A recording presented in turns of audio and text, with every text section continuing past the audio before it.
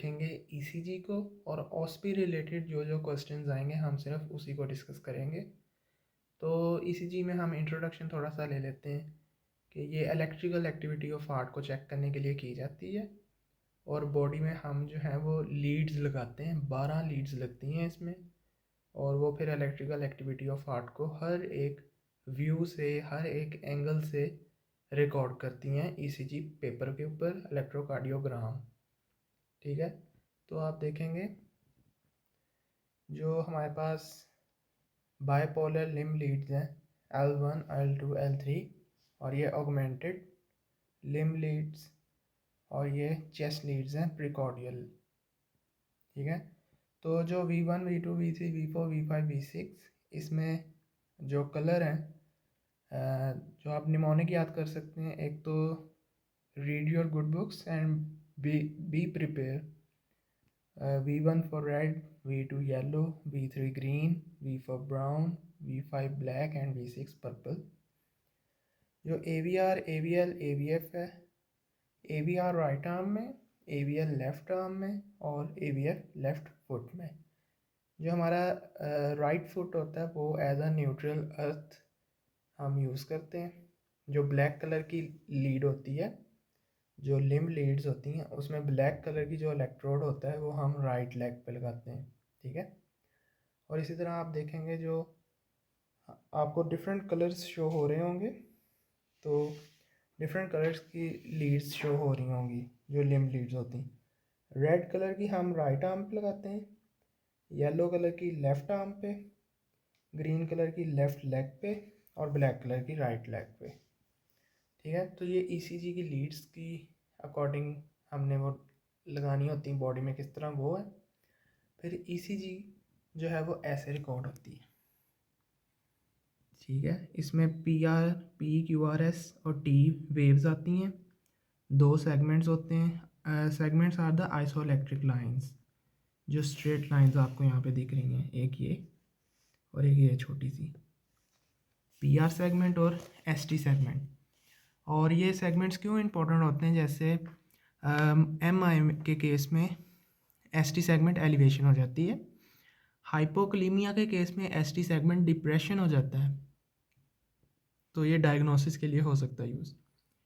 तो ईसीजी की आप डेफिनेशंस भी देख लें, साथ ही इसी तरह ग्राफ में शो होती हैं। जो P वेव है हमें किस चीज़ के लिए शो होती हैं, atrial depolarization, QRS ventricular depolarization, और T वेव हमें वेंट्रिकुलर रीपोलराइजेशन। एक हमारा T वेव में रूल आता है, last to depolarize is first to repolarise.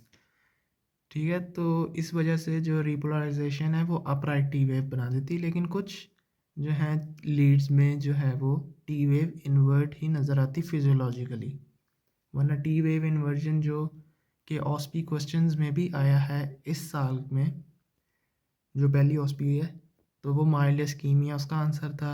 Angina के केसेस में भी हो जाता है, तो वो आपसे एक शेयर होगा स्क्रीन में। ठीक है, अब यहाँ पे आ जाते हैं।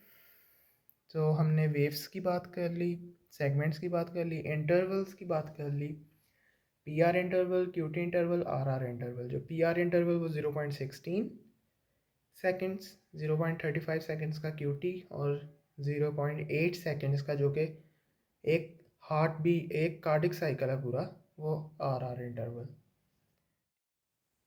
अब जो है हम ये देख लेते हैं कि इंटरवल्स जो हैं वो कैसे फाइंड करते हैं। जो PR इंटरवल है, आपने सिंपल जो है वो स्मॉल स्क्वेयर्स काउंट करने और 0.04 सेकंड से मल्टीप्लाई कर देना है। QT इंटरवल के लिए भी आपने इसी तरह करना है।